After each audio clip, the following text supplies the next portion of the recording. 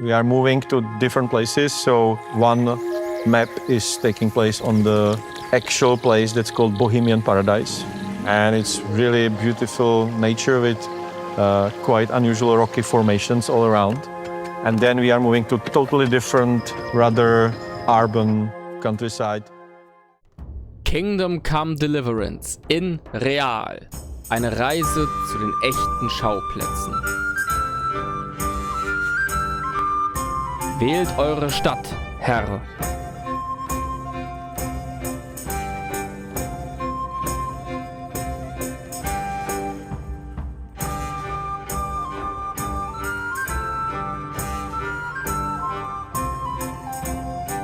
Das können wir nicht zeigen, Herr.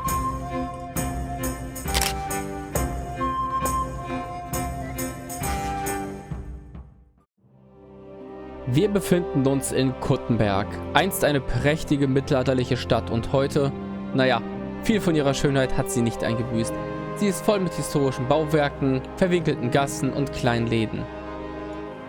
Besonders hervorzuheben sind hierbei einige der Gebäude, die gesichert oder wahrscheinlich im kommenden Kingdom Come Deliverance 2 vorkommen werden. So auch vielleicht die Kirche der Jungfrau Maria, die Mitte des 14. Jahrhunderts erbaut wurde und der Kirche St. Jakobs aus dem Trailer erst einmal ziemlich ähnlich sieht. Kuttenberg war nicht nur eine Bergbaustadt, sondern auch der Ort, an dem der Prager Groschen geprägt wurde. Dies geschah am Welschen Hof. Durch die häufigen Aufenthalte von König Wenzel wurde dies auch ein Königspalast. Ob der Hof im Spiel sein wird, ist aktuell unbekannt. Aber hinsichtlich seiner Bedeutung als Münzprägeanstalt und Königshof würde ich davon ausgehen. Die Kathedrale St. Barbara ist ähnlich wie der Kölner Dom oder Flughafen Berlin eine Dauerbaustelle. Ende des 14. Jahrhunderts wurde der Bau begonnen und erst im frühen 20. Jahrhundert dann vollständig abgeschlossen. Zwischenzeitlich wurden einige Bauschritte provisorisch beendet. Im Spiel wird die Kathedrale wohl als Baustelle auftauchen, wie das Kloster Sarsau im ersten Teil. Im Trailer sehen wir einige markante Stellen des Bauwerks, unter anderem die Bänke, auf denen Tom McKay und Luke Dale sowie das Entwicklerteam sitzen. Oder die Speier an der Außenwand, auf der das C in den Teaser-Fotos versteckt war. Als ich die versteckten Buchstaben entdeckte und davon auf Reddit berichtete, wurde ich erstmal für verrückt erklärt. Am Dachgewölbe über dem Chor sieht man auch die Wappen derer, die am Bau beteiligt waren. Wenn ihr hier was aus dem Trailer entdeckt, lasst es mich gerne in den Kommentaren wissen. Dass dieser Dom der heiligen Barbara gewidmet wurde, ist nicht verwunderlich, da sie die Schutzpatronin der Bergleute war. Wie die meisten frühchristlichen Heiligen starb sie dem Märtyrertod für ihren Glauben. Die Legenden um sie sind vielfältig. Eine davon besagt, dass sie eine sehr schöne Frau gewesen sei, die von ihrem Vater in einen Turm gesperrt wurde. Viele Männer hielten um ihre Hand an, doch sie verweigerte sich und floh, als ihr Vater auf Reisen war und ließ sich zu Christin taufen. Als ihr heidnischer Vater wiederkehrt, wollte er sie dafür enthaupten. Sie floh durch einen Berg, der sich ihr auftat. Ein Hirte verriet sie und ihr Vater fand sie und schlug ihr mit einem Schwert den Kopf ab und wurde dafür vom Blitz gestraft. Sie ist deshalb die Schutzpatronin der Bergleute, wird beim unerwarteten Sterben und Sturm angerufen, später wird sie auch Schutzpatronin der Artilleristen. Kuttenberg hat viel zu bieten und ich bin gespannt, was wir davon in KCD 2 wiederfinden werden.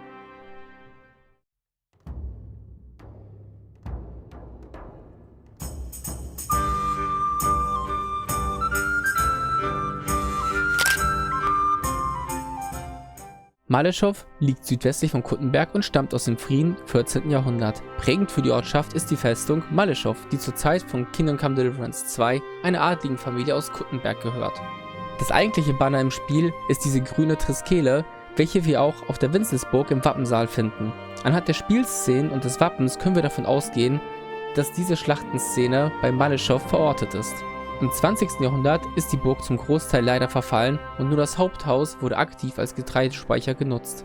Seit 2002 ist es in Privatbesitz und wird seitdem umgebaut und gepflegt. Draußen begrüßt uns ein kleiner Garten, auch im Mittelalter keine Seltenheit. Viele Städte waren, anders als man es oft denkt, ziemlich begrünt. Unterhalb fließt auch gleich der Fluss Vrchlice, welcher die Umgebung mit Brauchwasser versorgt. Im Inneren der Burg wurden Umbauarbeiten unternommen. Es wurde eine Diele eingerichtet und unterhalb ein Schankraum. Weiter hinten findet sich dann auch die Küche des Hauses inklusive Ausstattung. Im Obergeschoss ist dann ein Gemach zu finden, inklusive eines kleinen Schreibpultes. Beschaut man sich die Fotos vom Ursprungszustand, dann sieht man, dass hier einiges an Arbeit reingeflossen ist. Trotz des regnerischen Wetters ein Besuch, der sich gelohnt hat. Und vor allem ein Besuch, der Lust auf Kingdom Come Deliverance 2 macht. Und Koga Boy, was sagst du?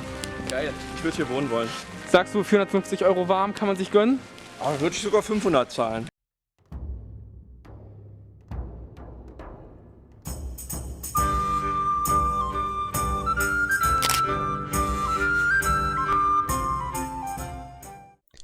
Auf dem Weg zur Burg Troski passiert man ein Gebiet, das als Český raj, also böhmisches Paradies, bezeichnet wird.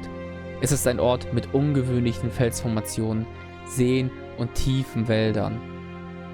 Die vielen Himbeeren am Wegesrand erklärten mir schon auf dem Weg dahin, warum Himbeerlimonaden in dieser Region viele Speisekarten ergänzten. Die Atmosphäre erinnert an KCD1, aber auch an lange Wanderungen in Daisy. Eigentlich möchte man länger hier bleiben. Nicht verwunderlich. Heinrich und Hans tun genau das. Im Teaser finden wir einen der Seen und Heinrich und Hans Capron baden und lagern an jenem. You were right about our stench. Let's hope this water isn't too cold. You wouldn't want your pride and joy shrinking. Warhorse waren schon immer sehr gut darin, die Schönheit der böhmischen Natur abzubilden. Kein Wunder bei dieser wunderbaren Vorlage. Sauberes Wasser. Ist echt gut. Schöne Lichtungen und dichte Wälder, sowie Burgen und Schlösser in der Ferne. Diese Region verdient den Namen Böhmisches Paradies. Burg Troski, wahrscheinlich im 14. Jahrhundert gebaut, Anfang des 15. Jahrhunderts im Besitz von Wenzel. Ein imposantes Bauwerk, gesetzt auf Basalt, überstand es die Hussitenkriege trotz Belagerung. Unterhalb der Burg befindet sich eine niedrigere Mauer, welche wir durch ein Tor passieren, das in den Zwinger führt. Der Zwinger ist ein Bereich einer Burg, der noch vor der eigentlichen Burganlage liegt und durch seine offene Fläche leichter zu verteidigen ist. Weiter oben dann kommt man in die eigentliche Burg. An den Mauern sieht man noch die Stellen, an denen die tragenden Balken vermutlich eingesetzt waren. Auf den heute freien Flächen waren wahrscheinlich Wirtschaftsgebäude zu finden, die für den Betrieb wichtig waren. Beispielsweise konnte dies eine Schmiede gewesen sein. Die hat zwar keine Schwerter hergestellt, aber dafür alles Mögliche auf der Burg, auch Rüstungen, reparieren können. Die Mauerreste und der Basalt bieten vielen wärmeliebenden Pflanzen einen Lebensraum. So bat sich die Natur das, was die Hussiten nicht erobern konnten. Die Burg wird im Spiel in Kämpfe verwickelt und auch begehbar sein, wie wir im Trailer gesehen haben. Heute ist sie durch die vielen Kriege nur noch als Ruine erhalten, aber die zwei Türme widerstehen tapfer den Zaren der Zeit. Ein Mythos, der sich hartnäckig hält, ist, dass die Wendeltreppen immer einen linksseitigen Aufstieg haben, um Angreifern einen Nachteil zu verschaffen, da sie die Waffe in der linken Hand führen müssten, um schlagen zu können. Wer schon einige Burgen besucht hat, der weiß, dass das Käse ist. Steigt man die Wendeltreppe empor, dann wird man mit einer Aussicht belohnt, die keiner Worte bedarf. Einfach herausragend. Von hier oben kann man ungefähr ahnen, wie groß die Burg tatsächlich gewesen ist. Auch wenn man ihre eigentliche Größe, also auch mit den Holzaufbauten, heute nur noch schätzen kann. Natürlich kann man es nicht sein lassen, ein Foto in der Perspektive mit dem guten Koga zu machen, wie es auch auf Twitter von der Burg geteilt wurde. Auch wenn ich gerne länger an diesem Ort geblieben wäre, hat das drohende Gewitter mich doch daran erinnert, dass wir unsere Reise fortsetzen müssen.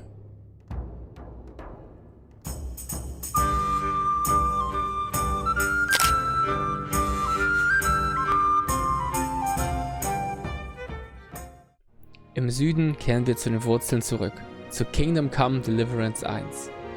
Am Steinbruch vorbei, an dem immer noch der kleine Bach entlang fließt, passieren wir die Burg Talmberg, von der leider nicht mehr viel übrig ist. Der Glanz vergangener Tage ist hier erloschen. Im Gegensatz zu Heinrich machen wir aber keinen Halt in Uschitze oder Ledečko, sondern besuchen direkt Rataje nad Zasavu. Pirkstein ist in Teilen noch erhalten und im Privatbesitz. Wie gerne hätte ich sowas auch. Die Straßen sind damals wie heute recht kurvig und daran hat sich nicht viel geändert. Wir passieren ungefähr die Stelle, an der die Flüchtlinge aus Skalitz im Spiel unterkommen. Knapp 600 Jahre veränderten die Ortschaft sichtbar. So ist anstelle des Rathauses ein modernerer Bau. Und auch die Kirche hat sich etwas verändert, im Groben ist sie noch wieder zu erkennen.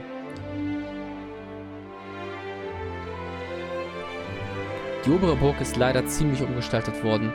Aber wer genau hinschaut, der findet auch noch heute Spuren der Vergangenheit vor Ort. So wurde dieses prägnante Mauerwerk zur Grillgarage und auch der Schießplatz ist noch da. Das Turnier habe ich aber anscheinend leider verpasst. Und das, obwohl ich schon knapp 2 Jahre mit dem Langschwert übe. Alles in allem lässt sich im Groben und Ganzen noch erkennen, was dieses Gebäude einst gewesen ist, aber die Umbaumaßnahmen der Renaissance haben hier viel verändert. Ich komme nicht davon weg, deshalb etwas wehleidig zu sein, denn mit Schlössern und Neuzeit kann ich persönlich nicht viel anfangen. Ich hoffe, dass die Kingdom Come Spiele diesem Ort wieder mehr Leben einhauchen werden. Zumindest mich haben sie hierher gelockt. Auf dem Rückweg sollte mich aber noch ein Besuch beim Kloster trösten. Hier kamen wir aber leider zu spät, die Tore waren versiegelt. So, wir sind am Kloster Sasau und damals wie heute ist das Ganze immer noch eine Baustelle, aber eine wunderschöne Baustelle. Das war die Demo von Kingdom Come Deliverance in Real. Wenn ihr weiteren Content dieser Unternehmung sehen wollt, dann schlage ich vor, dass ihr bei Pfister und RPG Koga vorbeischaut, mit denen ich gemeinsam Böhmen erkundet habe. Dort seht ihr, was euch hier möglicherweise verborgen blieb. Ein besonderer Dank gilt auch Warhorse Studios, ohne die dieses Abenteuer nicht möglich gewesen wäre. Ich wünsche dem Team einen guten Release und freue mich, das Game, hoffentlich in einer guten Collectors Edition, in den Händen zu halten. Vielen Dank fürs Zuschauen und wenn euch dieses Video gefallen hat, dann lasst gerne einen Like oder Follow da. Als junger Kanal hilft mir das besonders. Welche Orte hätten wir noch besuchen sollen? Wo wollt ihr mal hin? Lasst es mich in den Kommentaren wissen. Ich freue mich darauf, euch im nächsten Video wiederzusehen. Und bis dahin, denkt dran, alles wird gut. Navidenio.